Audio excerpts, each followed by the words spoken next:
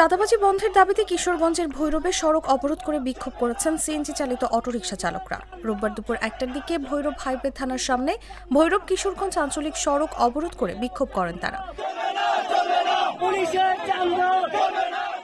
এতে ঢাকা সিলেট মহাসড়কে তীব্র যানজটের সৃষ্টি হয়, চরম দুর্ভোগে পড়েন যাত্রীরা। অটোরিকশা চালক রফিকুল ইসলাম বলেন, আমরা সড়কে সিএনজি চালিয়ে যা ইনকাম করি তা দিয়েই আমাদের কোনো রকম সংসার চলে।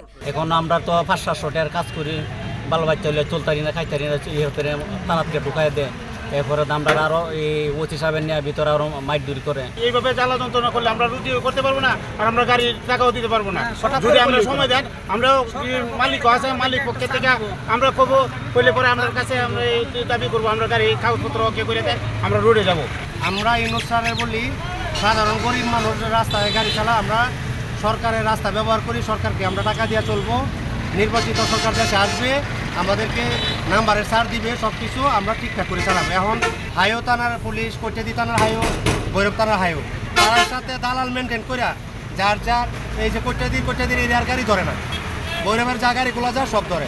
এই ফেসিস খুনি হাসিনার সময় যে দালালগুলা মানুষের কাছে জোর জুলুম করছে, এই কামাল মিজান, এগুলা বর্তমান এগুলা আওয়ামী লীগের লোক, এগুলো আবার পুনরায় পুলিশের সাথে আঘাত করে এই দুর্নীতি এবং এই চাঁদাবাজি শুরু করতে মেন রোডের মাঝে।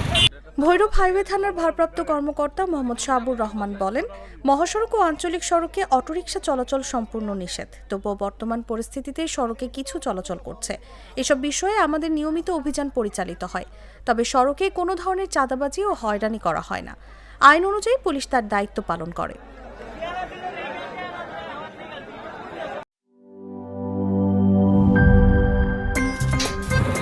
আমার একটা স্মার্ট সিদ্ধান্তে 25% গ্যাসের খরচ কমেছে। ভাবছেন কিভাবে?